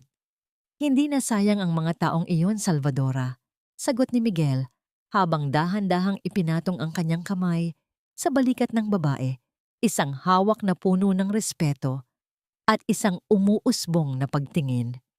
Ang mga taong iyon ang humubog sa'yo para maging ganito ka katatag. Hindi ka magiging reyna kung hindi mo naranasang maging alila. Tumingin si Salvadora sa langit at dahan-dahang ipinikit ang kanyang mga mata. Sa kanyang diwa, kinausap niya ang kanyang ama. Ama, tapos na ang laban. Ang bawat luhang ibinuhos ko ay naging perlas ng karunungan. Malaya na ako. Isang grupo ng mga puting ibon ang biglang lumipad mula sa mga puno patungo sa malawak na dagat. Ang kanilang paglipad ay tila isang simbolo ng kanyang sariling kaluluwa na hindi na nakagapos sa utang na loob o sa maling pag-ibig. Isang matamis at tunay na ngiti ang sumilay sa mga labi ni Salvadora. Isang nangiting hindi na kailangang itago sa likod ng apron o sa anino ng ibang tao. Sa gitna ng katahimikan ng dalampasigan, nahanap niya ang sagot sa lahat ng kanyang mga katanungan. Ang aking kwento ay hindi natatapos sa paghihiganti, kundi sa pagsisimula ng aking tunay na buhay. Bulong niya sa hangin. Dahan-dahang naglakad ang dalawa pabalik sa foundation habang ang huling sinag ng araw ay tuluyang naglaho. Iniiwan ang mundo sa ilalim ng proteksyon ng mga bituin. Ang bagyo ay tapos na at ang natira ay ang isang Salvadora Monteverde na handa ng magmahal muli, una sa kanyang sarili at sa mga taong tunay na nagpapahalaga sa kanyang halaga. Lumipas ang 5 taon. Ang bawat rosas na bumubuka sa hardin ng Monteverde Estate ay tila mga tahimik na saksi sa unti-unting paghilom ng mga sugat na iniwan ng nakaraan. Sa dalampasigan ng Batangas, kung saan ang asul na dagat ay humahalik sa mapuputing buhangin, nakatayo ang isang modernong mansyon na hindi simbolo ng karangyaan, kundi ng katahimikan. Doon, sa ilalim ng malawak na beranda, nakaupo si Salvadora habang dahan-dahang iniinom ang kanyang tsa. Ang bawat sipsip niya ay puno ng grasya, malayo sa pagmamadali ng kanyang buhay noon bilang isang alila sa sariling tahanan. Ang katahimikan sa paligid ay hindi na nakakabingi. Ito ay naging isang kaibigang nagbibigay ng payapa. Ang tanging maririnig ay ang banayad na paghampas ng mga alon at ang malambing na huni ng mga ibon na naghahanap ng mapapagpahingahan sa mga puno ng nara. Madam, may balita po galing sa probinsya. Mahinahong sabi ni Miguel habang dahan-dahang lumalapit. Bit-bit ang ilang mga papeles. Hindi na abogado lamang si Miguel sa buhay ni Salvadora. Siya na ang katuwang nito sa bawat pagpapasya. Ang sandigang hindi bumitaw noong ang lahat ay tila gumuho. Tumingin si Salvadora sa kanya. Ang kanyang mga mata ay nagniningning sa ilalim ng papalubog na araw. Kumusta na siya, Miguel? Tanong ni Salvadora. Si Hector ay nananatili sa kanyang maliit na sakahan. Sinasabing namumuhay siya ng payak at tahimik. Hindi na siya naghahangad ng yaman. Ang bawat sentimong kinikita niya ay ibinibigay niya sa foundation bilang donasyon, bagamat hindi niya inilalagay ang kanyang pangalan. Ulat ni Miguel. Isang banayad na ngiti ang sumilay sa mga labi ni Salvadora. Wala na ang pait. Wala na ang puot. Ang pagpapatawad ay hindi nangangahulugang ibabalik ang lahat sa dati. Ito ay ang pagbitaw sa bigat ng galit para makausad ang sariling kaluluwa. Pinatawad na ni Salvadora si Hector, hindi dahil karapat-dapat ito, kundi dahil karapat-dapat si Salvadora sa isang isipang walang gulo. Samantala, sina Carmina at Doña Remedios ay natagpuan ang kanilang tunay na halaga sa pagsisilbi sa kapwa. Ang dating matapobreng biyenan ay naging isang mapagkalingang lola sa mga ulilang bata sa foundation. Ang kahihiyan na kanilang naranasan ay naging abono para tumubo ang isang mas mabuting pagkatao. Namuhay sila sa ilalim ng anino ni Salvadora, hindi bilang mga alipin, kundi bilang mga taong binigyan ng ikalawang pagkakataon na magbago. Hinawakan ni Miguel ang kamay ni Salvadora. Tapos na ang paghihintay, Salvadora. Ang imperyo ng Monteverde ay hindi na lamang tungkol sa pera. Ito na ay tungkol sa mga boses na dati ay pinatahimik. Tumingin si Salvadora sa malayo. Sa abot tanaw kung saan ang langit at dagat ay tila nagiging isa. Naisip niya ang bawat babaeng nakikinig sa kanyang kwento. Mga babaeng kasalukuyang nagtitiis. Mga babaeng natatakot lumaban. At mga babaeng naniniwalang wala silang halaga. Ang aking katahimikan noon ay hindi kahinaan. Bulong ni Salvadora sa hangin. Ang boses ay puno ng kapangyarihan. Iyon ay ang pag-iipon ng lakas para sa isang bagong bukas. Sa bawat babaeng nakakaramdam ng hapdi ng pang-aapi, tandaan ninyo, ang iyong halaga ay hindi itinatakda ng taong hindi marunong magmahal sa'yo. Ikaw ang reyna ng iyong sariling tadhana. Sa paglubog ng araw, dahan-dahang pumasok ang dalawa sa loob ng tahanan. Ang bawat hakbang ni Salvadora sa makintab na sahig ay may dalang tunog ng katarungan at kapayapaan. Ang kanyang kwento ay hindi lamang isang alaala ng paghihiganti, kundi isang pamana ng katatagan at ng walang hanggang pag-asa.